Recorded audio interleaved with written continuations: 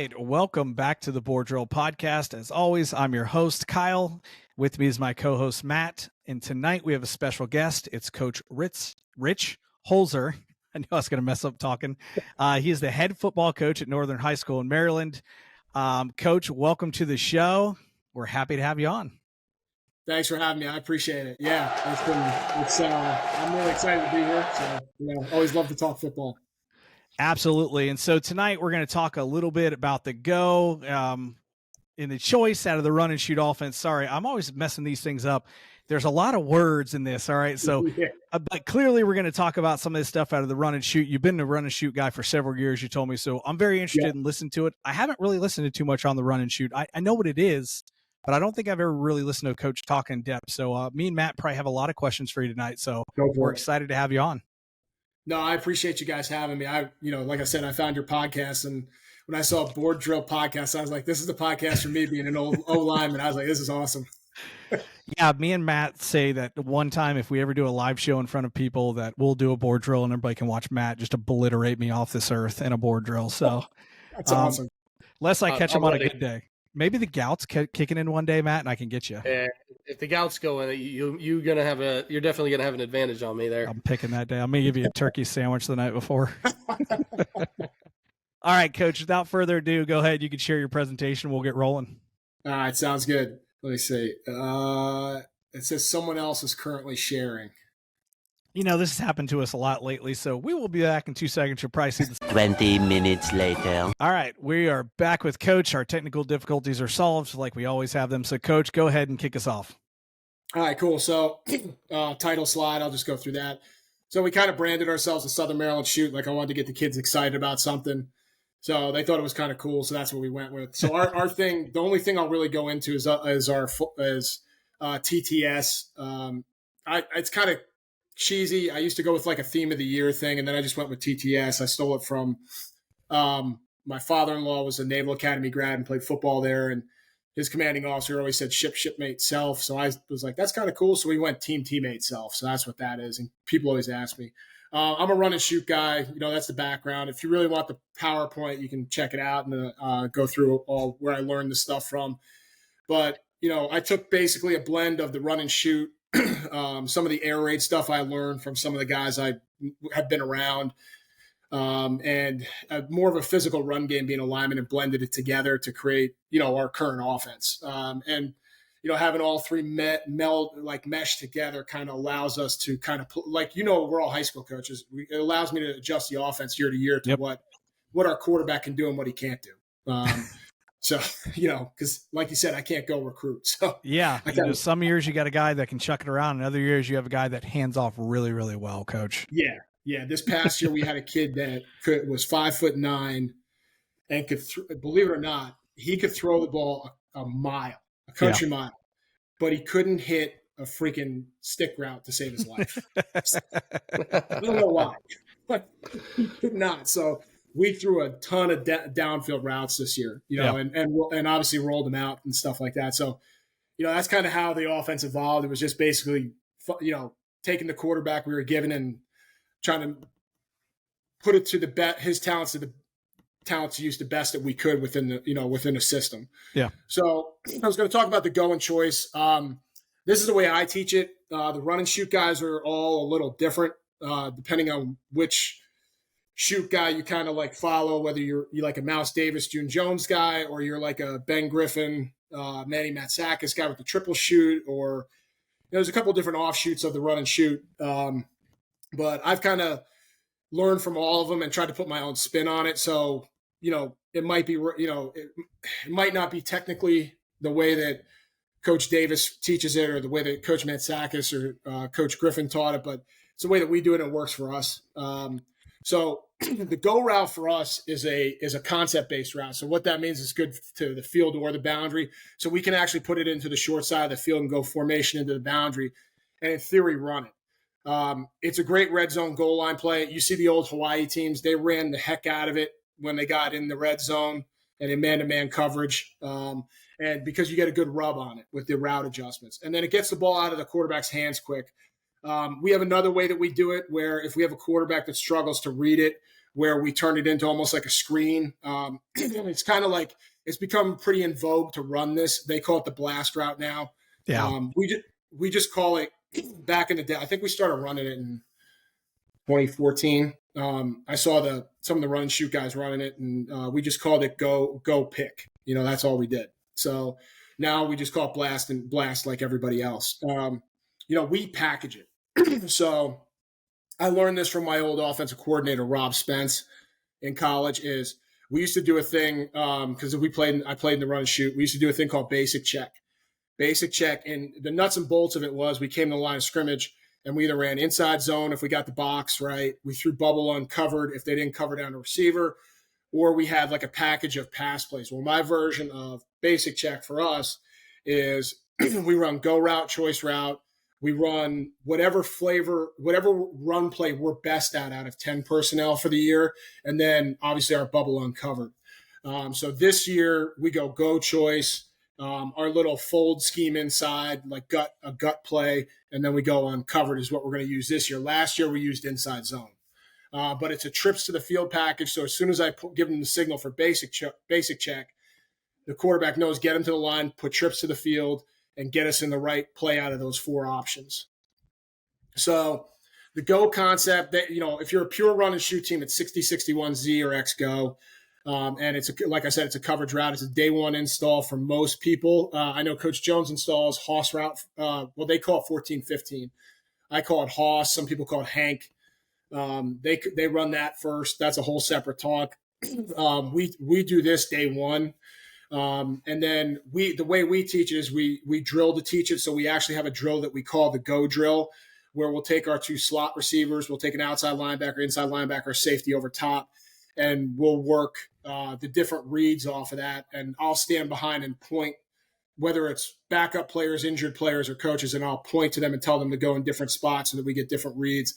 Once we get good at that, I'll progress and add the corner in so that we get some corner roll stuff in case we see cloud and they have to read that out and stuff like that. But essentially from day 1, what we do is we walk it, we jog it, we run it. That's how we go through it. That's how we teach each of our pass concepts. And just like every run and shoot team, I'm sure if you've researched it, you always hear we always start with cover 3, and we do the same thing. We start with cover 3. So our quarterback's rules are a quick 3. We're going to read the flat defender for a decision, whoever that flat defender might be. In 1 high, we're reading that down safety, or I tell the kids, and we call it the alley player. That kind of covers the gamut. So if you're seeing traditional cover 3 spin down strong safety, he's the alley player. If you're seeing like we called it in college a Bronco 3, where the strong safety spinning into the hook curl area and that backer's widened out playing the curl flat, then that backer becomes the alley player, and we're reading that alley player.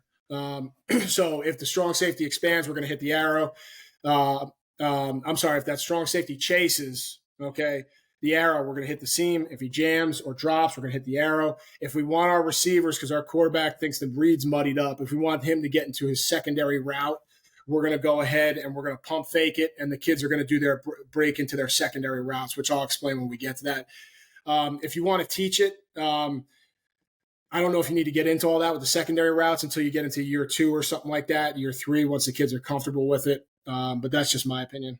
Too high, we read the – go ahead, Coach. Real quick, Coach. I got a question off that. So did you say they get into their secondary routes after a pump fake, or they do it, the wide receivers do it naturally and the quarterback just pump fakes? Yeah, see, so different people, different flavors of the run and shoot. I tell the quarterbacks that if he wants them in their secondary routes, is I tell them to spread their chest. So what it means is, we're all trying to teach the quarterbacks, at least we're teaching our quarterbacks to keep the ball pressed off the back shoulder. Yeah. And then I just tell the quarterback to take his front hand off the ball like this. And that's our version of like a pump fake, basically. So we're going to take our hand off the ball like we're cocking it to throw and elevating the elbow. And then that triggers them to get into their secondary routes. I hope, does that make sense? Yeah. No, I was curious. I hadn't heard that before, so that's pretty cool. Yeah. I think the way that it was taught originally in the run and shoot is the receivers are supposed to read that on the run. I just wanted to take one of the reads out of it for the quarterback to try to make it a little easier. Yeah. So I don't know. We don't really do it too much. It's more like in 7-on-7 that this happens. Gotcha. with all the crazy coverages you see. Two-man under, coach, all day long. Zero men in the box. I mean, with everybody running their stuff in 7-on-7. Like we had one team that's, basically a downhill run team is going to run the ball 50 times a game. They're an empty. Four, even better, 4 wide. They take their fastest kid, put him at fullback, and just run him straight down up the pipe. My poor middle linebacker. I was like, dude, it's all right. It's all good. So I'm like shaking my head. I'm like, you got to be kidding me. All right. So too high. Yeah. Sorry, coach. I didn't mean to cut you off there. No, dude, please do. I get rolling, and sometimes I miss stuff. And I've been involved, not necessarily coaching, but I've been involved in the run and shoot for so long. I take some things for granted. And I learned that about myself coaching 10U football. My son played for the first time, my oldest, 2 years ago, 10U football. And it was like, I went out on the field and started talking and I look over and I asked the head coach, I said, what's wrong? And he goes, I have no idea what you just said. No one knew what you said. I love it. No, and I was like, oh, boy. Perfect. Yeah. Yeah. So it's been a good exercise for me. I've learned to like slow down and, let kids ask questions. Yeah. So too high. Yeah. We're going to read the corner. Everyone sees it now. Defenses love, well, not all they all do, but a lot of defenses by us love rolling to, cloud cover 3 to the trips. So if the cornerback hangs on the arrow, we're going to hit the whole shot behind it. And, sometimes, people are like, well, that's a long throw. And yeah, it is a long throw if you wait. Yeah. We try to coach the kid to get it out fast. And I have video of a kid who had never played quarterback before at Northern High School, never started a game at quarterback. And in his second game, I think it was, he hit the whole shot twice down the field. And he was able to do it after never playing quarterback before. So I feel like if he can do it, you can get your quarterbacks to do it. Obviously, some people will be limited, but I think the vast majority of high school kids can make that throw. Yeah. I might be wrong, but they certainly can down here in North Florida. I'll tell you that. You guys got a lot of good quarterbacks down there. There's a lot of quarterback talent down here between where I'm at and Matt in Orlando. There's certainly some good quarterback talent. It seems like every year there's like a ton coming out of Florida. Yeah. Well, the starting quarterback for Georgia, I had to coach against him in high school. It didn't go very well. That's not good. I've never seen a kid like that. He carved us up pretty good that night. So that's insane. I'm lucky. We're still like Maryland, especially Southern Maryland. It's still, they're going to pound the ball at you. Yeah. So we're one of the few spread teams. Wow. So yeah, but if the cornerback bails, we're just going to hit the arrow and take the guy in the flat. So, and if the outside linebacker's wide, like he's getting in the way, he's becoming a problem, we tell him to just reset his feet and hit the seam read. And then one thing I teach the quarterbacks, I don't like I teach coverage, but I've kind of gone with high school kids because you have such a limited amount of time with them. And we have crazy rules up here in Maryland. Like I won't even get into it. You'll start laughing, about when you can work with your kids and when you can't. So to stay within that, I've kind of dialed back some of the coverage teaching. And basically what I've told them is anytime we get a too high situation, if you got the outside linebacker lining up outside the field safety, just treat it like cover 3 because it's probably cover 4 and he's the flat defender anyway. So that's kind of how I taught him to look at it, just to minimize some of the teaching. Yeah. Man, work off leverage. So we're either going to get so when I talk about this, I'm talking about the 2 slot defenders, the 2 slot receivers. And I'm talking about the 2 defenders and man coverage that would be aligning over top of them. So you can only get inside leverage man on both kids, outside leverage man on both kids, or you can get inside leverage on 3 and outside leverage on 2. So we treat inside, we call it inside and outside. So when we have inside or outside, we're looking to create a rub and hit that arrow route in the flat. That's basically what we're doing. When it comes down to it, it's all said and done. There's some nuance and teaching to it, but that's really what we're going for. Yeah. When we get inside, we treat it like cover 3, and we just read the guy on the outside shoulder of the number 2 receiver, and that's how we treat it. Yeah. So this up read, there's a lot. there's a lot here. And like I said, I can, if your people are watching this and they don't want to write all this down, I can email you this. That's not a problem. I have my email at the end on the last slide. So yeah. And if you email to us, we'll share it out too to people that email us. Cool. Sometimes they're bashful and they don't want to email coaches, but we'll send it out as well. Absolutely. I'll send it to you guys. It's not as bad as you think. When you look at this, it seems like a lot of rules and a lot of talking and stuff like that. But it's not as bad as you think. It is expensive up front, but it's very cheap on the back end. So like once you get the go route installed, in theory, it answers every coverage. So you don't need to have tags. You don't need to have formation variations. You don't need to, I mean, you may want a motion, just to move it across, give it a different look, or to make him tip off man or zone or something like that. But in theory, you can line up 3x1 to the field, and this play answers every coverage every single time. Now, I know that's not the case. You're dealing with high school kids, and sometimes your quarterback is just throwing the ball in the dirt one day. His girlfriend just broke up with him or something. I don't know. And, you got to run the ball. But in theory, on paper, these two plays answer everything. So what we do is the number 2 receiver runs what I call the up read. I don't call it a seam read because of the landmark difference between a seam read and what I want them doing on this play. So they're going to line about 5 to 6 yards from number 3 in zone and about 1 to 3 yards from number 3 in man-to-man. And what we tell them is when it's a man-to-man coverage, Rubbin's racing. So basically, the looser the man coverage, the wider apart you can be. The closer it is to true press on the line, the tighter you need to be so that we can create that rub. So our release for that number 2 receiver right in the middle is to drive vertical at the outside shoulder of the alley defender. If he squats, avoid him, get up the field. As soon as you get past him, snap your head. If he widens, then continue to widen with him. When he gets outside of you, slip him back inside and then regain your landmark and snap your head. So that's kind of it when it boils down to it. If you want to keep this real simple, you watch Hawaii do this back in the day, and they didn't get into too many secondary routes like down here. They were slipping that kid outside or slipping that kid inside. And as soon as he cleared that outside linebacker or that spin down safety, they were drilling the ball to him in the hole at about 8 to 12 yards. And I have video of that of us doing that. When you get into your secondary routes, that's when middle of the field closed and open comes into play. And then you read it like a typical seam read.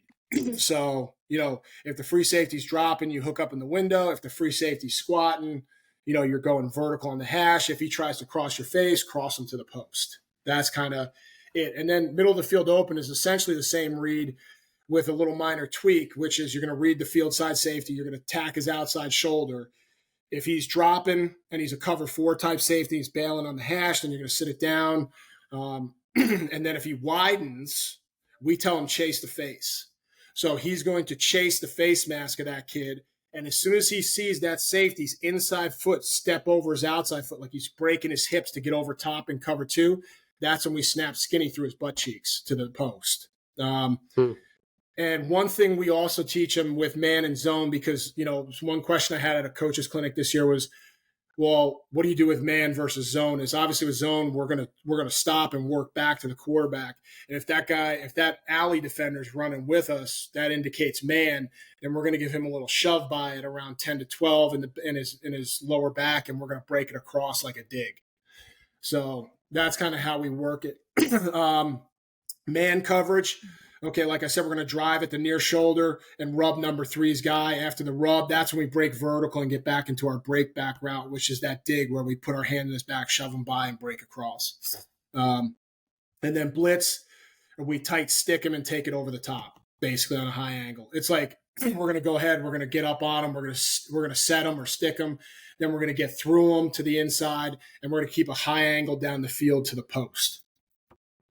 So I know it sounds like a lot. It's just the run and shoot's just all about reps. It's like everything else. So the arrow route, this is what I think is the most complicated route to get the kids to understand, because everybody knows a flat route, and the kids just want to, they either want to do like I call it the N1 mixtape tour, where they get like juke and head fake and all this stuff. And I'm like, it's zone, clean your cleats, get in the flats now, and aim 3 to 5 on the sideline. If it's man, now you can do your little N1 mixtape tour and set them up. you know? So, and the kids kind of get it. I just tell them, guys, who are you juking in zone? Nobody. Yeah. So stop doing it. Get to the flat. So that's how we teach it, just man zone.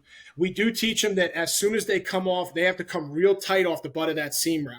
If they don't, it kind of messes up the integrity of the play if they're too far apart. It's almost like mesh. The meshers have to cross real tight in the air raid. It's the same thing. That seam route's coming up, and we got to come real tight off his butt. And then once we cross it, we take a quick peek at the corner. If that corner's giving us corner roll or, cloud, then he's going to hook it up so he doesn't get ear hold if the quarterback makes a bad read, and we're going to hook it up somewhere between the hash and the numbers. And then his secondary route, if the pump fake happens, is he's going to wheel it up the sideline. Now, in theory, those two outside receivers are blowing the top off the coverage. They're just going vertical. They can't stop. They got to go. And in theory, one of the clinic talks I heard by Mouse Davis was his outside Z on 60Z go was 60 yards down the field in the USFL, and he was running back and forth in the back of the end zone, making this guy chase all over the back of the end zone. And in theory, that's what we want. And so it really that should clear it out for the wheel going down the field if we ever get to the secondary routes. Yeah. So this is how it looks versus one high. We're going 1-2 off of this spin down alley player here against one high man. There's the rub that I was talking about. You're going to get that rub on number 3, and then we're going to break it back over the ball. This is cover 2. This is that 2 high zone with wide safety, so cover 2 type shell where he's going to chase the face and then snap that post. Okay, and at that point we're reading it 1 down to 2 and over to 3. And this is how we read cover 4. Like I said, we're just reading it exactly like cover 3. 1 to 2. And 2 high man, again, we're going to break it over the middle just like man coverage. And then this is blitz. When I say set it and bring it over the top, we're either going to go through his inside shoulder, keep it skinny down the middle of the field, or if we can beat him around like this, we will. So I'll show you some film. It makes more sense once you see it on film. Yeah. No, it makes good sense right now. Coach, while you're pulling this up, what's your installation schedule like? I'm sure you get some off-season work and stuff. Like, what's a realistic time frame to actually be able to teach this to the kids and make sure that they're performing at a that they're able to go out and execute it to what you know it to be? It's a good question. I think it depends on the kids. I was at Fort Meade High School, and I'm not going to lie, like it's it's on post, it's on base, and very obviously, it's transient. And we really scrapped go route while we were there because we had a new quarterback every year, and there was times where the quarterback didn't show up until August 1st, whenever the military transfers came in. So it felt like I never felt like I had enough time to really teach it. When I was at the private school in Baltimore, now at Northern, especially at Northern, because we're a small town and we only have 2 youth league teams in the town. And these kids, for the most part, all come to the high school and play. We actually have started putting in blast with the youth league teams. And I stole this from AJ Smith, watching one of his clinic videos, was he was told at a specific school, don't run go route by the head coach. He said, okay, so he put in blast. And then he said to get go route, he just told them to pump fake the blast. And that number 2 receiver who's blocking the outside linebacker faked his block and went down the seam. And he goes, basically, we're just running go. So that's kind of how we put it in with the youth league. Now, we haven't gotten those kids to the high school yet. This incoming 9th grade class will be the first class that comes through that started the process of learning some portions of the offense in youth league. Yeah. When I first got there, it took the kid, Nick was a very smart kid. He's an electrical engineer major or some type of engineering major at Virginia Tech. So he was very, very smart. Wasn't a quarterback before. We kind of made him into one. And he picked it up within the first two weeks of constant repping. Now, we follow the air raid model. We try to keep very, very lean in our offense. So we installed, over the course of training camp, we installed the offense 3 times. So we installed go route from scratch for him 3 times, and he seemed to get it. Now obviously it's gotten better as we've gone through with different kids being in the system, but that first year it took about 3 installs to really get a good grasp on it. So you'd say like 5-6 weeks. Like, what's a typical install for you? Is it a week or is it 2 weeks? 3 days. 3 days. So 9 days. Yeah, it took about 9 days. So I would say probably realistically, it was after that first scrimmage when he screwed up a lot. So when he was throwing the ball all over the place, like in the dirt and all that stuff, and then I think that's when it started to click for him. So it was about the start of week 3 was when it started really clicking. So, but now, like I said, it's expensive on the front end because now our kids get it on day one. As soon as it goes in, our quarterbacks are like, "No, I'm good. I know. Yep, got it, coach." Like I'm out there like walking you through it like I'm doing now, and I'm like taking time, and my quarterback's like looking at me like, "We know." So it's kind of come. I think personally, if it's your first time putting it in, it's going to take you 3 weeks, and you just got to stick with it. You can't get frustrated with it because I had a fellow coach in Maryland put it in, and after a week he scrapped it. And he was like, "It doesn't work," and I'm like, "Well, no, it's only been a week." So. Yeah, coach, it's like when we put in, palms or two read, as people call it, that I always tell them when we get to new school, like, hey, this is going to look like shit for like a month. Exactly. And all of a sudden it's going to click. Like we're going to go out and give up a bunch of touchdowns and 7-on-7 all summer long because we can do it down here. And then I said, and then 1 week we're all of a sudden going to go out there and pick off the quarterback like 9 times. And we're going to look like superstars. And every time I'm like, just give it time. And then there's that day when it clicks and we're just left and right interceptions. And I'm like, that's how it works, guys. It takes time. It does. And it's like, you don't see the veer teams abandoning the veer right away just because it doesn't work the first time. Correct. It's the same thing, so you just got to be, I don't know, you just got to hang in there, basically. Yeah. So if you're listening on the audio version of the podcast, we're clicking over to film right now. We're going to do our best job to describe it for you. But again, if you get a little frustrated with it, just when you get out of the car or wherever you're listening to it, hop on YouTube and check it out. Speaking of that, when you hop on YouTube, go ahead and smash that like button and please subscribe because it helps me and Matt grow our channel and reach more coaches like Coach Holzer. And then we can get them on the podcast because they will have heard of us. So, Coach, without further ado, let's get into some of this film. And like I remind you, make sure just to slow mo it a little bit to make that smoother. Yeah, I'll try to talk it through a little bit more so the people that are just listening, like myself, would do, can kind of maybe take a mental picture. So we've got trips to the left, wide side of the field. We've got a single high shell. We got a soft corner, so we know it's definitely cover 3. So right here, this is ideal. This was what go route was designed for, was cover 3. So that's me right here checking the play. I did not. This is our backup quarterback. Our starting quarterback got hurt. This is the first drive he's in. And I was like, I was not letting him check basic checks. There was no way. I was checking basic checks. So, I see go route and I'm signaling go route. So that's our little signal for it right there, like a bow and arrow. So let me see. Here we go. You better change that signal now for next year, Coach. Oh, we already did. We put a new one in. One of the coaches down here I'm friends with, we play him all the time. His son was actually our starting quarterback on the state championship team in 21, and he knows every single – his son was our quarterback. He knows everything. So, like last year, his kids were yelling out, "It's smash, it's smash." And I'm like, damn it. Got to change my stuff. Yep. So I learned. So here it is. So we're keying this kid, the outside linebacker here, who's kind of looks like he's about inside shade in number 2. So we're going to key that kid.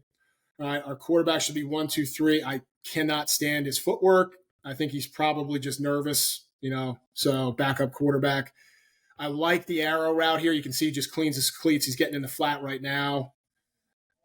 We slipped the outside linebacker perfectly. We want that landmark. I forgot to mention this on the up read, that number 2 receiver in trips. When he does slip that outside linebacker, we want him running the outside edges of these hash marks to maybe a yard wide to stay away from all this junk that's coming at him from the middle.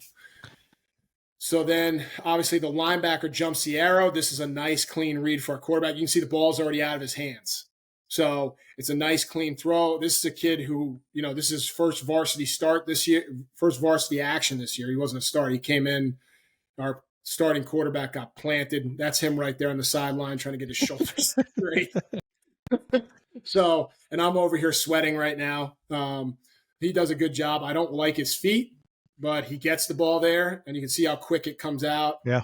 It's a little high. Like, we would prefer to have him put it on that backside shoulder right there, but it's fine. It gets there, and we get a completion. So this is it from the end zone. You can see this is 100% a cover 3 shell. This is about as easy a look as you can get it as a quarterback. So you can see right here, we're going to key that kid right there. He's down, boom, nice and easy. And you can see how this is why I got on this kid for this. You can see where he catches it. He's about a yard inside the hash when he should be out here, which is probably why his 5'9" self is jumping for the ball. So, he's off his landmark, but he caught it. So, can't say too much to him. Coach, all right, next one. Oh, real quick, for your receivers, when you're coaching the route, are you having them kind of, if they see the outside backer there, the strong safety, whatever you're calling it, if he's triggering to the flats and they see it right away, are you having them throttle down the route, or yes? What's the tempo with which you teach it? Yep, it's so this situation right here, we're seeing this right now. I mean, I'm hoping they're seeing it, and they know that he's going to go full speed through the hash. And as soon as he gets past them on the hash, is a great question, is we tell them to back it off to 85 or 75% speed and snap your head right now. Yeah. So we have a kid who played 2 years in the system, a clip later on, that does a much better job of this, of throttling it in the zone. Yeah, if you don't throttle, you could lose your head to the post safety. Yeah, like right here, this kid, when he sees go route, is just licking his chops. Yeah. So, and if we don't throw it on time, right there, if we don't throw that on time, you can see these two. Correct. Yeah, yep. So, it's all good. It's all good until the quarterback hangs you out to dry. Okay, so this looks interesting. You guys are in a stack over here with the 2 and 3 receiver. This is actually funny. Actually, it was either yesterday or today. Somebody on the Run and Shoot Facebook page said, "Does anybody stack their receivers and run go route?" And I said, "Well, by coincidence, yes, we do." So, we like to do it to this team because of the way they're funny. This team's a very good defense. They're very vanilla, but their kids are very well coached and do what they do extremely well. And they cause a lot of headaches for us. So we try to. This is one of the wrinkles we'll throw at them, because we found that this really messes with them. It messes with this outside linebacker. It gives them a hard time with it, and we're able to get some easy completions in this hole right behind him here. So, again, we're going to read this outside linebacker that's inside shade of the stack. We're treating this like, I know looks like this is a cover 2 shell, but because of the way they're running this in the depth of the safety, I teach them to break all the rules on this. And we play this team every year. It's our crosstown rival. They know what we do. Yeah. We know what they do. I tell them this is they're the Huntingtown High School. I said, this is the Huntingtown rule. We're breaking that rule. We're keying this kid. So there it is. We slip him. Okay. And you can see his head snap right there. That head is already around as he clears it. Now, he's a little tight. Yeah. He should be out. He should have expanded and released out here, because this kid is a very good football player, might take his head off. So, and he throttles it, and we're late. See, this is the starter who I told you hated throwing the ball under 10 yards. Mm-hmm. So, he waited for him to get to 10 yards before throwing it. I'm like, throw it now. But, he was a little late. But he turned him around in the hole, so it protected him from that kid. Yeah. Which is good. So, again, I'm not wild about his footwork. It's kind of all over the place. You can see right there, it's like 1-2, 1-2, and throw. It should have been – we backpedal out. And set up over the play side guard. So he should have been, with his left foot forward, he should have been punching his left foot, crossing over his right to start going to the left. And, obviously that didn't happen. So linebacker stayed with the arrow, so we hit the guy in the hole eventually. Coach, run that back one more time for me. Yep. Sorry, I'm watching defenders. Yeah, no worries. They're poaching, Matt. Yep. Yeah, definitely. It looks like they're press quarters, and they're trying to sneakily poach on the. Maybe he's not. I don't know what he's doing. That's such a weird. Yeah. I thought he was can't- poaching, but then he started backpedaling. Then he kind of slow poached. I'm not sure what he's doing there. Never mind. If you can figure it out, let me know, because I've been working. So it looks like a version of press quarters where the backside guy is poaching, but he's hunting really late. So Yeah, real late.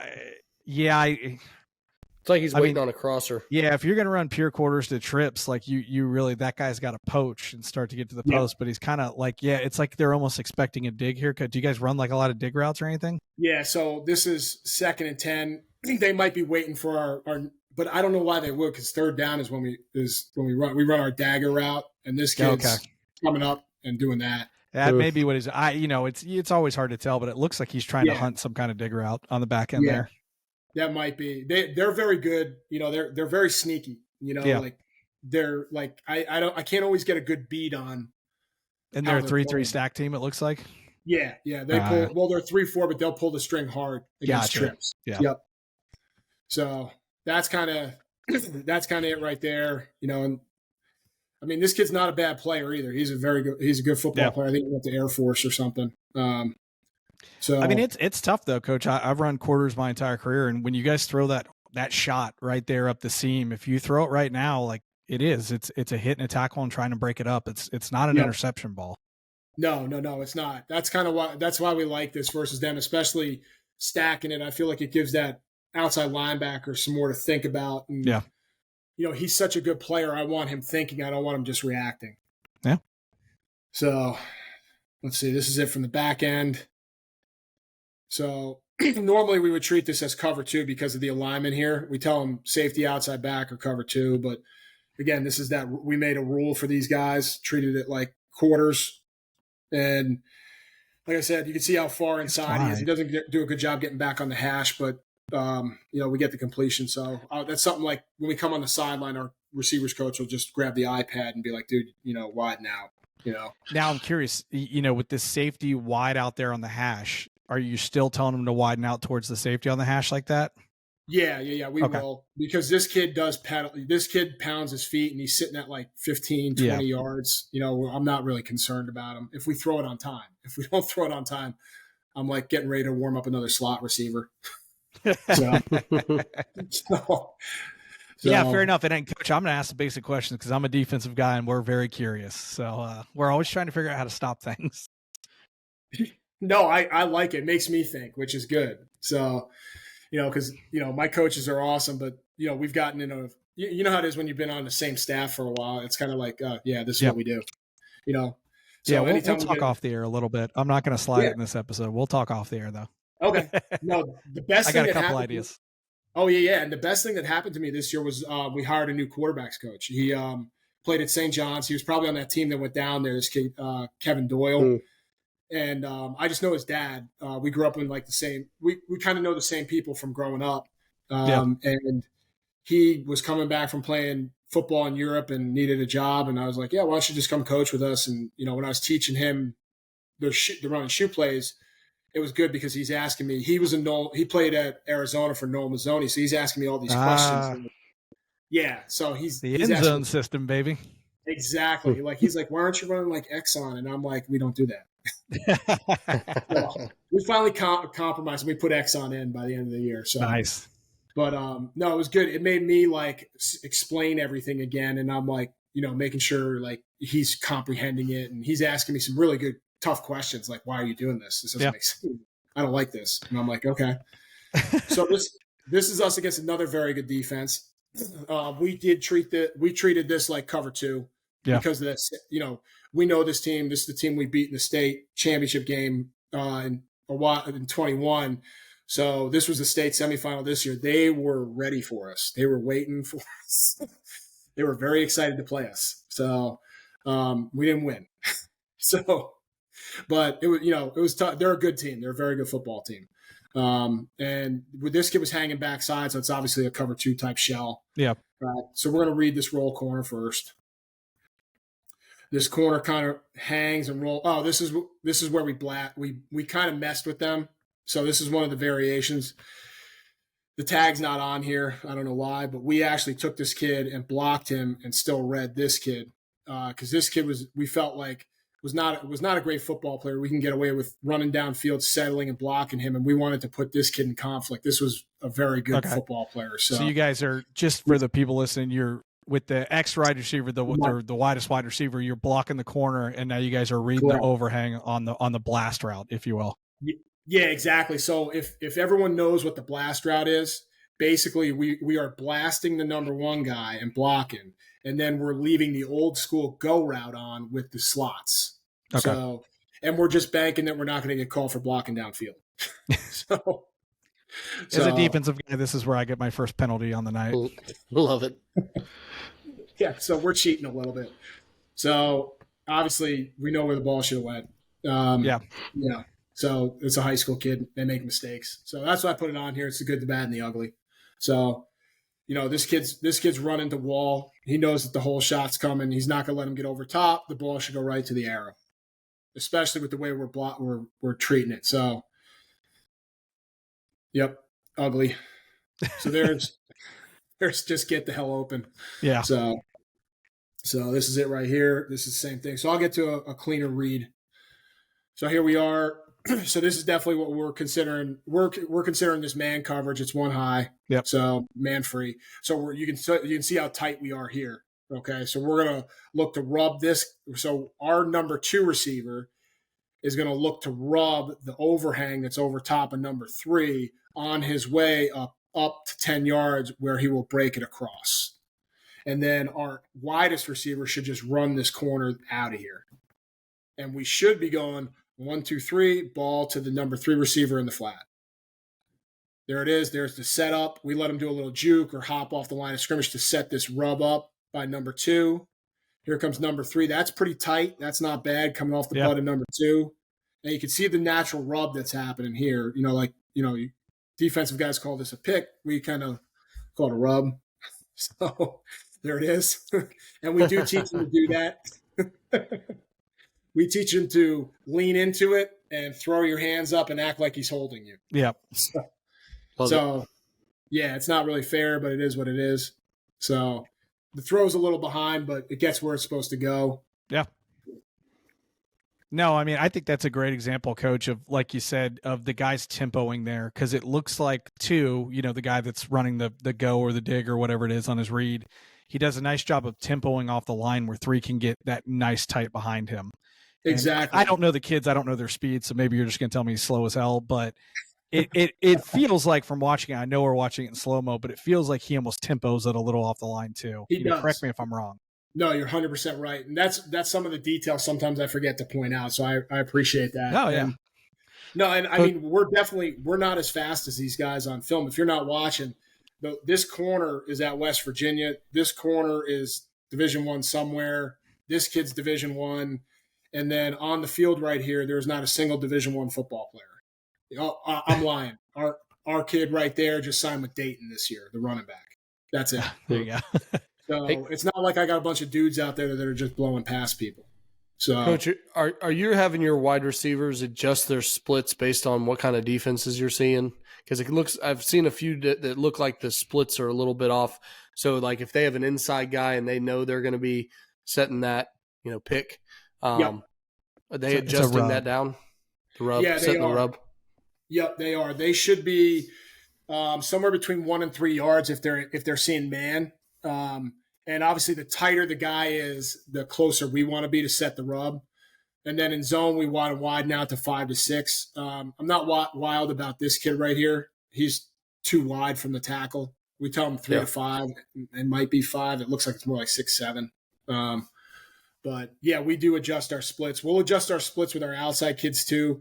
Like if we get press and we know that we want to drive him to the sideline and force him to roll his foot over so that we can then slip him back inside and get back on our landmark. So I'm talking about anytime we got a corner pressed on our number 1 receiver, if on they the single feel like, side or both yeah, sides? Single side. Yeah, any type of vertical route can be single side, 2x2, 3x1, whatever. If they have to go vertical, and I have not specifically told them they must release outside, they know that they have a 2-way go all the time. And the 2-way go is if they can't blow through his outside shoulder, they're going to push and attack the outside shoulder until that corner takes his inside foot and steps it over his outside foot like he's turning to run with our guy. Then we'll get skinny and rip him, get back inside, and then restack him up the numbers, if that makes sense. Yeah. Mm-hmm. So I've learned that one from another Billy Ray Stutzman who played in the run and shoot at Hawaii. He kind of coached me up on that because I was a lineman. I didn't know that. I was like, just freaking win deep. This isn't hard. I've got the hard job. So, but yeah, we're getting tight here. We should get a rub here because this is just another version of cover one, and we're getting a good rub there. The ball should go in the flat right now.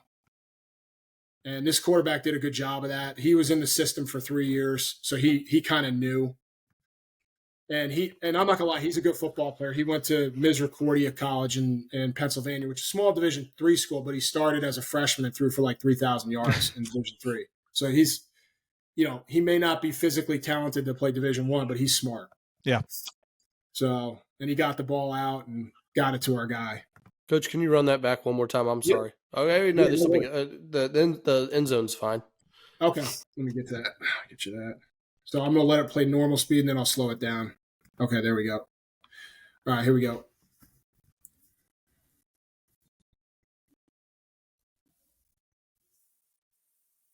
Now, once that number 2 receiver makes contact, yes. Are you just teaching him, hey, get your hands up, stay in the way as long as you possibly can, or are you getting off to another route? No, he's supposed to be running through his outside shoulder, leaning into him, throw his hands up, rip through him like that to show that you're not, or to pretend like you're not trying to pick him. And then as soon as that guy, and be slow, but as soon as that guy gets off, you break back across the ball. Like he should be, got it. The ball's already out, so he turned around to look and be a spectator, but he should be breaking it in there like that across like a dig. Yeah.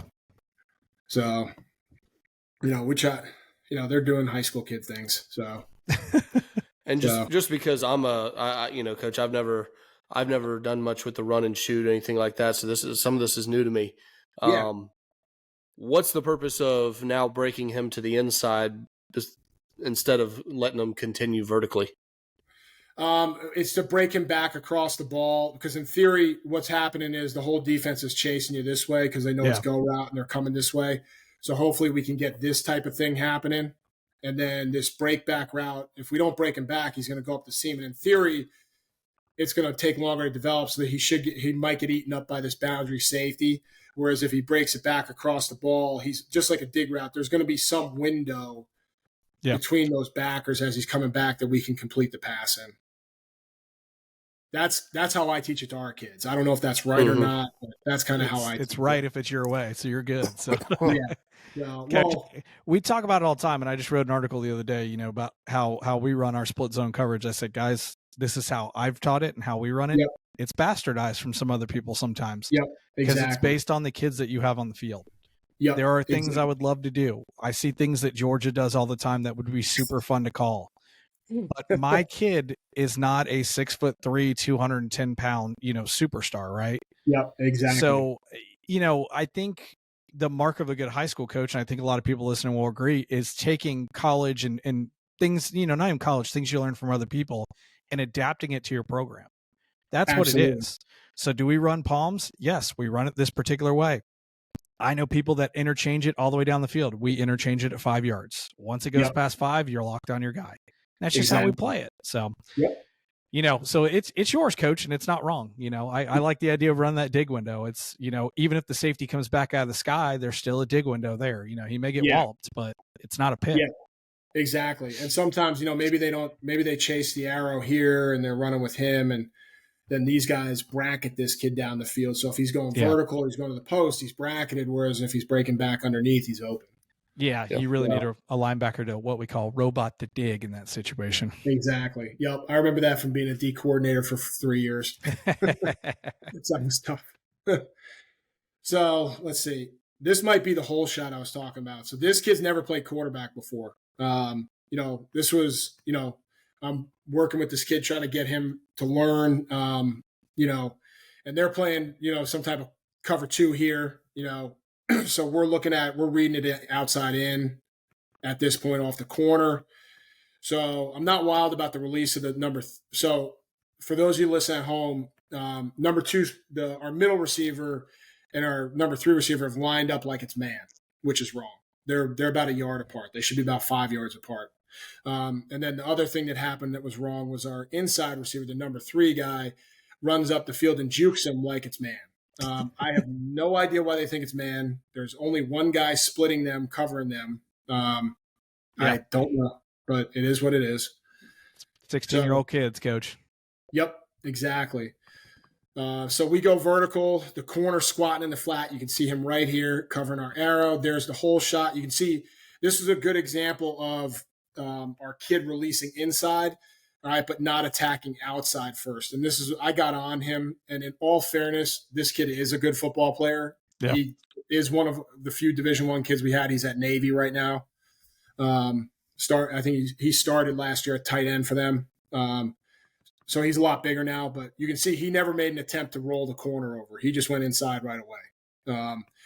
I think this is the first game of the year too. So this is the first game. I had just taken over as the new coach. They had never run go route, so we just screwed it up. But the quarterback makes the right decision. His footwork sets up over the guard, and he's going to throw the whole shot behind the corner.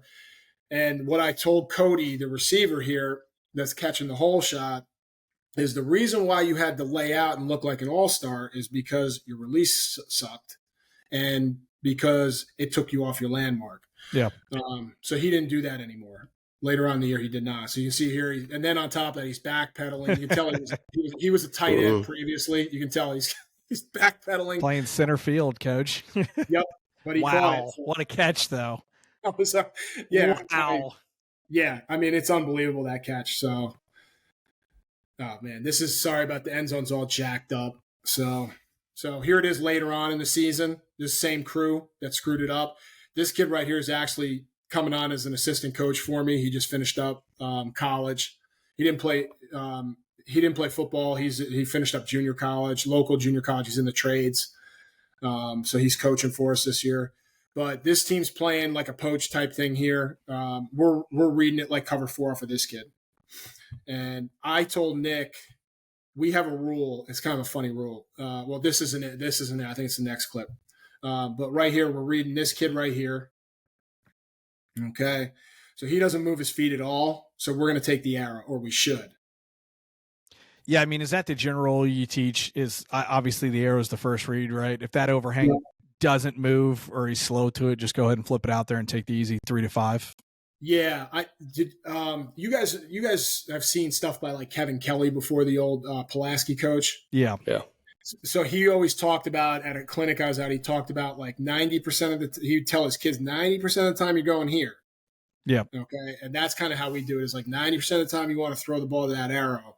However, be ready to back shoulder this thing. So yeah, that's kind of how we do it too, to try to make it easier. Yep.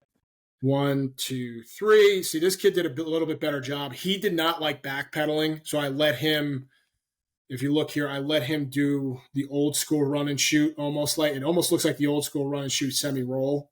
Yeah. So I let him do that. He's more comfortable with it. I only had him for 1 year, so I was like, do what you want. You know, if it floats your boat, go right ahead. He got the ball out on time, and we always tell him, get the ball to your guys in position to make plays for you. And this is one of the ones where this kid, really bad tackling. Yeah. We get lucky.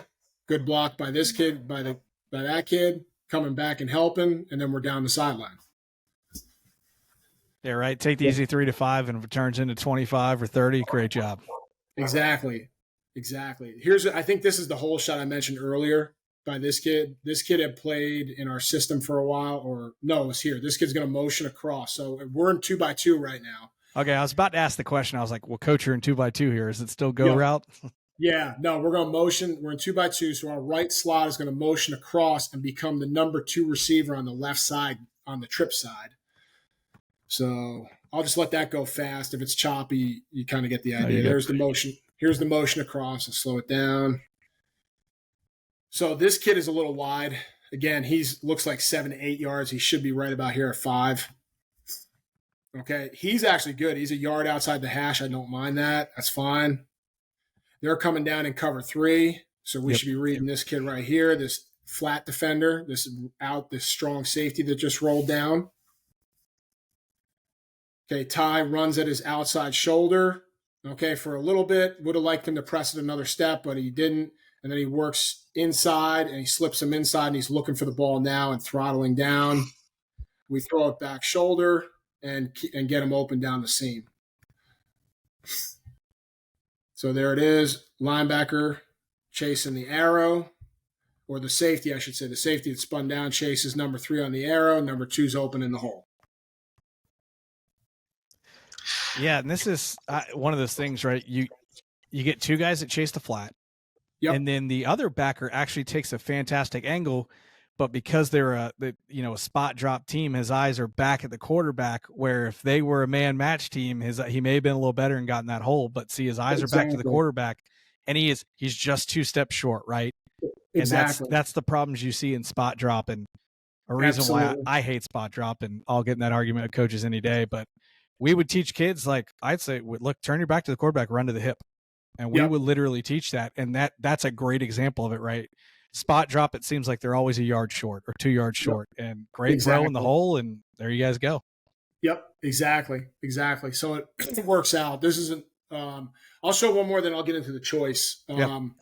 So, because I know we're pushing an hour already, so I could go over this for a while. But so we're stacked up again. We got like a quarters look. Here, like a quarters with a 2 shell back here, cover 6 if you want to call it that. So here we go. We're vertical, releasing this kid through the outside shoulder. Okay, we should be reading this outside linebacker that's aligned over the stack, the 2 slots stacked up. He does a good job slipping the outside shoulder. This kid's jogging off the ball, which is driving me nuts.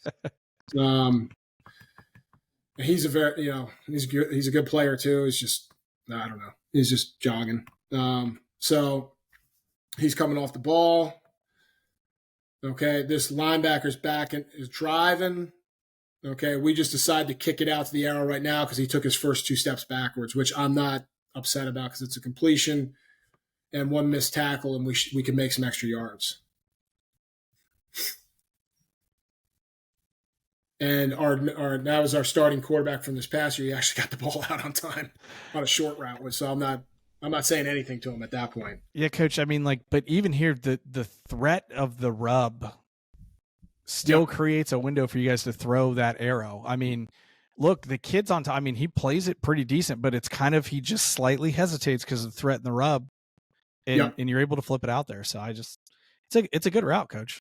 Yeah, it is. It's good. And like I said, it is expensive, but if you really put some time into it, it's you can steal some pretty easy completions, and then, you can always run the blast version of it if you don't want to spend that much time on it. So, and this go route goes hand in hand with choice. Basically what we tell the quarterback when we do go and let him check it is, we prefer this to be a boundary throw. It's to the single receiver. I like it on 3rd downs because it gets our best kid one-on-one. It has answers for all coverages, just like go route. But the one way you can stop go route is by poaching that middle of the field safety and widening out your linebackers. So you got a 5-man box, and you pull the string on the linebackers over to the trips, and you're poaching. Some teams do that. They just flood our trips. With more guys than we can handle. So that's what triggers us to go backside to the choice, to check off the choice. So choice for us is a rhythm 3 to the choice, reset, work backside is what I tell the quarterback. So it's 1, 2, 3. They don't like it. Shuffle set, find your backside routes. If we got zone, we're going choice, seam read, outside vertical down to our shallow cross or our drag route.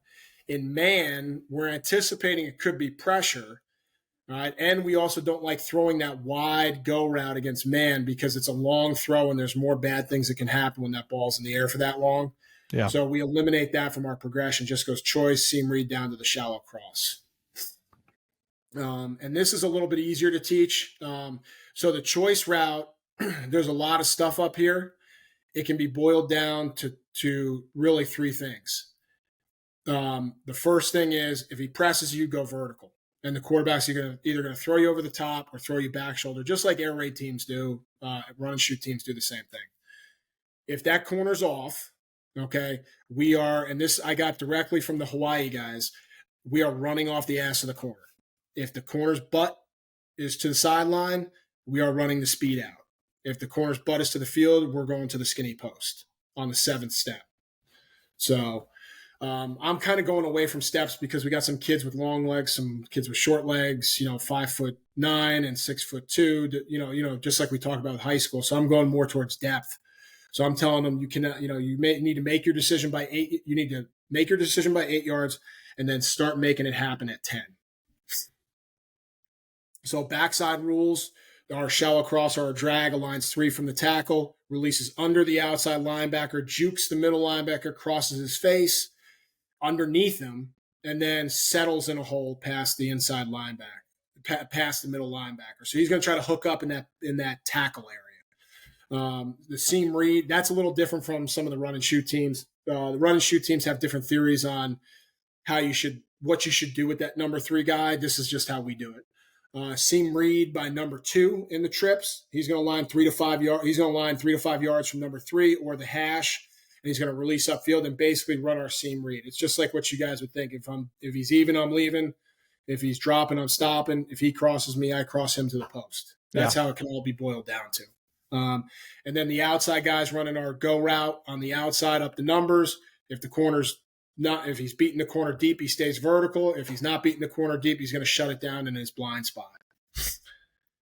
So this is what it would look like against one high. We put a stop route in here. We toyed around with it a little bit last year. I wasn't wild about it. So now it's not that stop route at 10 is now a hand signal pre-snap if the quarterback really wants to throw it. Otherwise, it's out.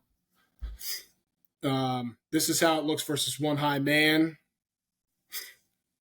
Okay, this is how it looks against 2 high with wide safeties. Okay, these are your options. This is how it looks against 2 high with quarters type look. 2 high man where we're breaking over the middle. Okay, both slots are going to go 3 steps up, get them to roll their front foot over and break it to the middle of the field. And then blitz is essentially the same thing. We're taking the middle of the field. So I know we're running short on time, so I'll just go right to a couple Coach, clips. You're good. Then we'll get it. I'm not going anywhere, so we're good. Okay, cool. I get talking about football and I just kind of zone out. Coach, that's why we invented the podcast. Matt's got to teach in the morning. I don't. I get to show up to work at regular time. Oh shoot, that's awesome. Yeah, I get I get to chaperone the 2nd grade field trip to the Science Center tomorrow. Ooh. So yeah, I work for a golf company now, so I'm good. I wake up and roll in about 9 a.m. and I work at home. So oh, that's awesome. My wife works from home. She works for a tech company, and sometimes I leave and she's in bed, and I come home, she's in bed, and I'm like, this is ridiculous. Well, I got a 2-year-old, so I'm never in bed past 6:15. But yeah, other than that, yeah, I remember those days. We're past that now. It's like clubs. It's like sports, and it's like, God, man, just give me a break. Yeah. So here it is. So we're playing. This is a 1 high shell. All right, we treated this like 1 high. It's man free. Okay. Same split rules for 2 and 3. Sorry, I don't mean to interrupt. Are they the kind of same thing? Good. They're tight if it's man, or they're wide if it's not. No, this is jacked up. This is first game of the season this year. 29 should be on the hash. Okay. Yep. So that's a good question. So we're here. So we got corners asses to the sideline. We should be running the outcut. This is a brand new receiver. This is why we instituted the yardage rules. Watch him. You can see we go 1, 2, 3, 4, and he cuts it out. Last time I checked on the PowerPoint, it used to say 7 steps, but he rolls it over, gets the outcut, gets the completion. So it is what it is. It's, we had a talk with him. So unfortunately, he didn't end up starting towards the end of the year because he didn't want to do it right. So inside leverage, butts up the field. We're signaling them right now in basic check that we're running the choice. That's why he's pulling him into.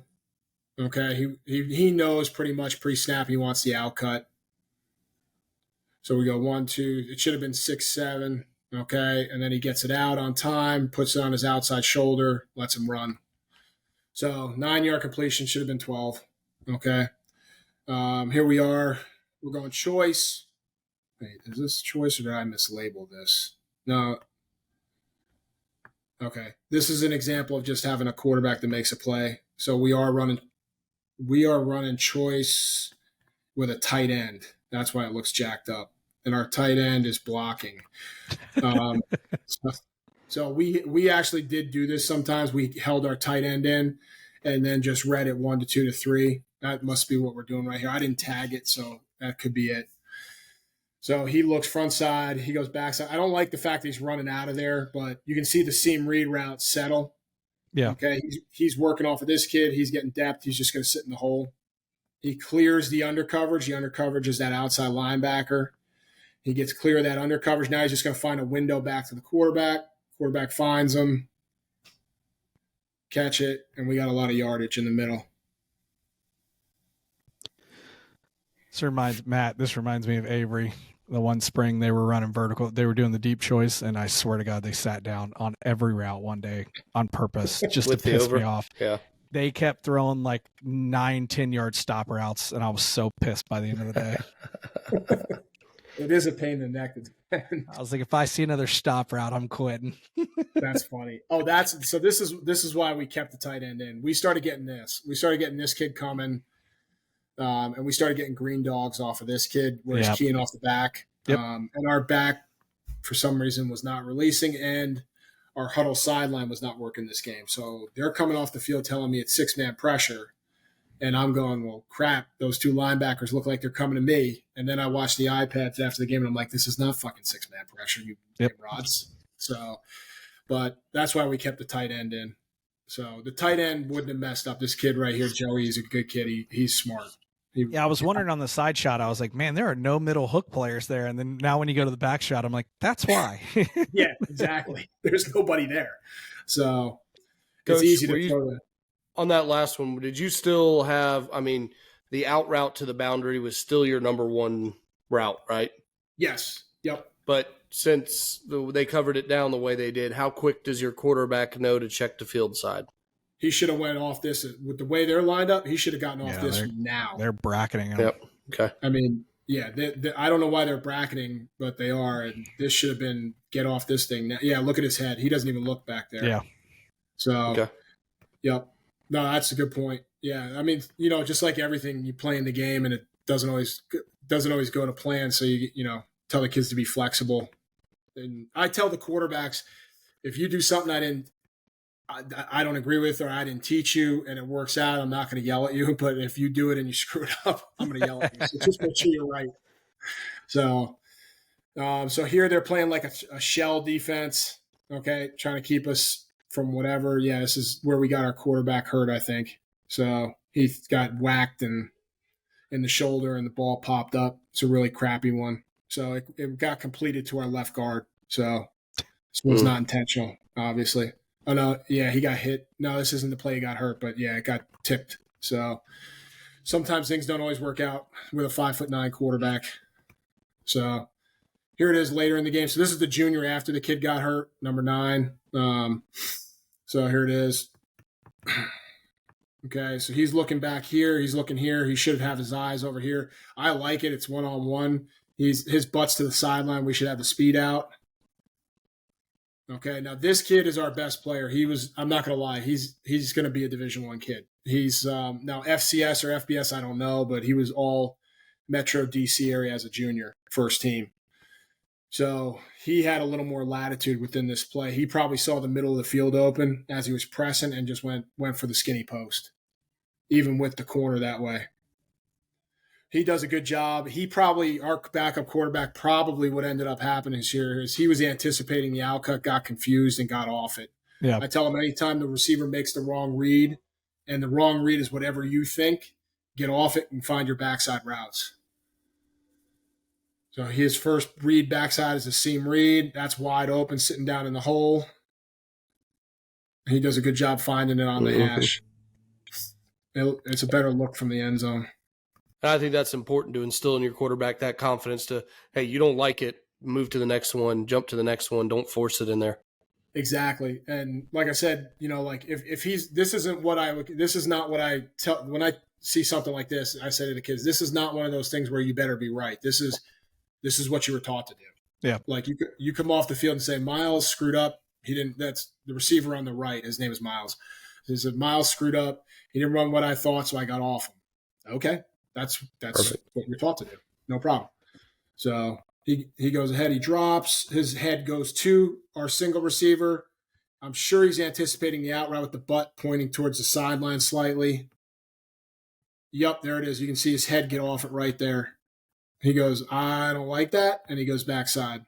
And this dude's just straight up sprinting. So that's easy. I mean, it's the threat of how many verticals you guys do run. And so when you see them all the time and you're, especially if you're not as athletic as a player, those safeties, like, I don't want to get beat deep, right? And then then the guy sits down and you can't rally quick enough, and it turns out he's going to score anyways, Yep, exactly. That's a bad out route. Let's see. What the heck is this? So this is the way we dressed it up towards the end of the year this year. So this kid, we were trying to hide it because this kid obviously was really good and everybody was keying on him. So we're actually going bunch and motioning our X receiver back out. And we're trying to go deep to him basically. Trying to go deep to the single, you're saying? Yeah. We're trying to, I think at this point in the game, it was tied 14-14. And we were struggling on offense to back up quarterbacks. And this is the game after that I just showed you where the kid got hurt. And he went from playing – this kid went from playing like a world beater through for in 3 quarters through for 275 yards and 6 touchdowns. And then this game, I'm shaking my head. Came back down to earth. Oh, my God. I was like, where did this kid go? Who are you? Like, so we were trying to simplify it. So I think I just tagged a vertical here. So, no, I didn't. I kept choice on. So he hits the drag. So we went choice special. So when we call special, what it does is it switches 2 and 3's route assignments. Okay. I don't know why this isn't tagged, but it's not. So this is choice special. So he's now going to run the drag, the number 2 guy, and number 3 is going to come in. He's supposed to go first and up the seam to run the seam read. I think because of the bunch alignment, they got screwed up. So they just worked it out like that, which actually worked out pretty well. And we should be hitting the drag coming across. There it is. Yep, right underneath. And Coach, I love how you showed us the first play, the go concept. You're looking at the trips to the field, starting from there, working backside, and now you're working into the boundary. It gives good balance to the offense. Yeah. Going back now, thinking back to the go concept, what did you have your single receiver doing on that go concept? Just clear it out. He goes just deep. Clearing out. Okay. Yep. Yeah. We don't give him anything. He just goes vertical. If we're gonna do something to him, we check it to choice. Got it. So let's see. Here's the out cut here. I'm trying to get a couple out cuts, like decent out cuts. Let me see if I got end zone of this. Okay. So this team's pretty good. We had a shootout with them. It was like 59-56 or something like that. They're a good team. They're well coached. So this kid's obviously butt to the sideline. We're going to run the speed out.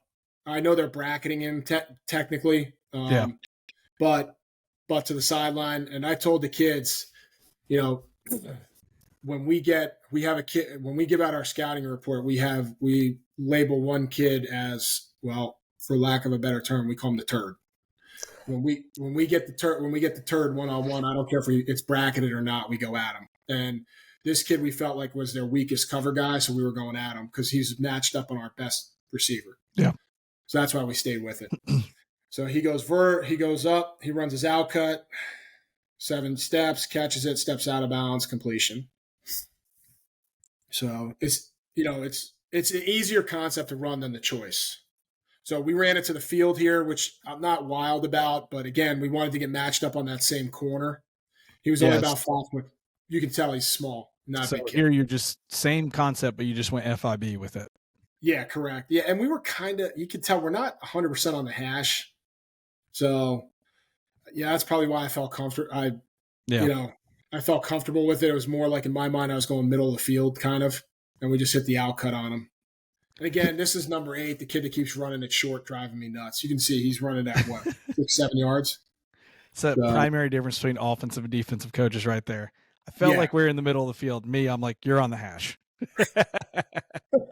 Exactly. Yeah, defensive guys have very wildly different opinions about stuff than we do. Yeah, that's tagged as FIB in my book right there, but fair enough. Yep, exactly. So this is so here it is. We're getting off the front side because we're bracketed again. Here it is. They got this kid over top. Same team, that team that runs that weird coverage. Sometimes it's poach, sometimes it's old school, like cover 2. So we're getting a cover 2 shell. He doesn't like it. He's going to go backside, seam read, go read, down to the drag. He doesn't like it. You can see, look, his head's right there, looking this way. He snaps it backside, right there. He resets his feet. Now he's just waiting for this guy to clear the under coverage. And he knows that we got him open right there. And he fires it in the hole. It's a pretty damn good read for a high school kid right there, man. It is. Throwing the wide side dig, late-ish on that play and really to hang in there. That's pretty good teach tape right there, Coach. It is. Yeah. No, that's that's why you see the good, the bad, and the ugly. You saw the tip pass by the defensive end, and then you see this one. So it shows the confidence that your kids have in what you're doing, Coach, and that they've had the repetitions and they understand the concepts fully.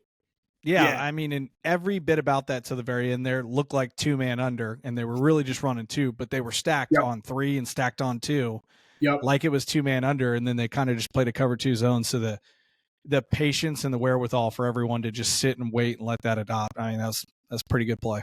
Absolutely. That's one of the things I like is just, with this offense is, you can kind of let the kids almost play backyard football again, where, I don't know how much they do it now with PlayStation and Xbox, but I mean, I'm 45, so when I was growing up, it was, the old adage, like run to the second tree and turn out and I'll hit you there. I mean, and we do that. We try to facilitate that a little bit. Like tonight, our kids went out after they maxed out on squat tonight. Our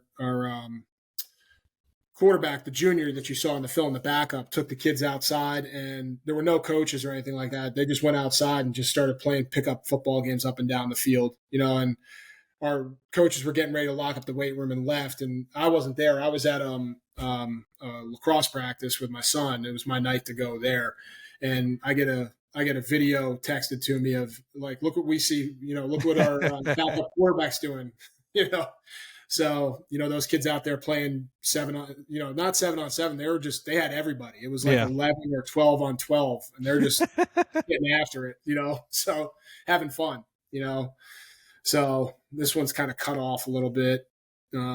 So here we got right here, we're down. You can see we're down a lot. It's a lot to a little. It's the end of the game. So we just took a vertical shot here. I told the quarterback, we called choice. And I just looked at him and I said, think about, all right, Z vertical, and they just did it. It's FIB again. Yeah, it is. That 100% is. That is definitely the FIB. So yeah, but there, I mean, like you said right here, it's FIB, and your kid into the field is, I mean, go back to the beginning here where his alignment is. Yep. I mean, he is inside the hash, and he's going to catch the ball on the pylon. I mean, he had so much room to work here. Exactly. Which, like you said, you got the one-on-one matchup, and then you gave him, Matt, what's the distance from there to the thing? 18 yards or something from the hash to the sideline in high school? It's a long way. Yeah, it's about 17. Yeah. Yeah. Yep. No, that's what I think is fun with this offense is, we get a chance to, again, there's the freaking 4-step out. That's why that kid played slot after that year. So there's a better route. So that one's why you don't leave it late and inside. Yep. So here's a good teach tape that, you show your quarterbacks about what you're going to do to your receiver if you leave it late and inside. So 1, 2, 3, 4, 5, 6, 7. Yeah, he's about 7. Turns it out, and it's back shoulder. It's high. This is all making some bad good. Day. No, but he caught it. So, So that's it. Yeah, and then there's one thing. I just want to see if I can find one of the post routes to the single, and then I'll wrap it. There's Cody running it. Yep, that's good.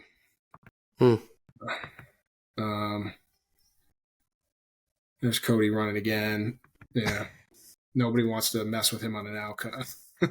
So there he is again. I mean, Matt, when we were at Oviedo, you guys used to love to throw that access speed out, man. I just remember that all the time. Speed out into the boundary was a big part of our quick pass game. And it was, if it's there, take it. Yep. Absolutely. I think, sometimes we don't take it enough as, in the passing game. And, this play allows us to really attack that. So let me see if I can find a post here. That was part of our day one install in our quick pass game, was a speed out into the boundary. I remember that. Just because it's such a short throw. Yeah, it is. It's a much easier throw to teach than people think. It's not as difficult as people think, and yeah, there he is again, touchdown. All right. I'm trying to find one of the posts. And then I'll kind of no problem. So if you're listening, we're flipping through the last play. We want to find a post here to see on the read. This is not a great example, but this is like combination of a dude and the way we throw the post. He does run it correct. The quarterback, when he came off the field, if I'm remembering this correctly, he said, "Coach, you always told me if I think I can throw it to Miles, throw it to him." And I was like, "That is correct." And he said that this safety was eyes in the box heavy and was not moving. And he knew that the post would get by him. So we're here. And he just throws it up. And you get a better shot from the end zone. I think this was complete. So we're here. We hit the post. And we just run past him. And catch it out of the back of the end zone. So that's kind of our choice play. I probably have some better, cleaner versions of the post throw. I know I do, but I don't want to take up everybody's time. So. No, it's all good, Coach. We really do appreciate coming on. Like, to be honest with you, I learned a lot about that. I know of the run and shoot. I can talk about it a little bit, but it's nice to hear the in-depth stuff. And again, we always say our best episodes are when coaches come on and teach one or two things. And, out of this, I know coaches will, but I feel like I know the go and the choice pretty well out of this. So I think that was a success of at least teaching me and Matt. So if you're out there and you want to get a hold of Coach, you on Twitter? Yeah, at Coach Rich Holzer. Yep, nice and simple. So that's his Twitter handle. If you're one of our bashful listeners, you don't want to reach out to Coach, you can reach us at the boarddrillpodcast@gmail.com. We're on Twitter at boarddrillpod. We're on Instagram. We're on TikTok all the time. If you could follow us on TikTok, we think we're getting shadow banned for some reason. I think we're sharing too much football. So that's probably not true. No one cares about us and our 12 followers on TikTok. But I really appreciate you tuning in, Coach. Thanks for coming on tonight. We really appreciate it. Think a fantastic episode. We definitely need to get you back on sometime and teach more run and shoot. Absolutely. Anytime. I loved it. Thanks for having me. Coach, actually, I take this back. We always have one final question. I forgot to answer it. So if you're listening and you always wait for this, keep tuning in. Coach, we ask every single coach that comes on this podcast, what is the most unique thing about your program that maybe nobody else does or not a lot of other people do? Doesn't have to be a football thing, can be a culture thing, whatever, but we ask every single coach this. And I tried to stop this when I first got here because I was like, I want to go home.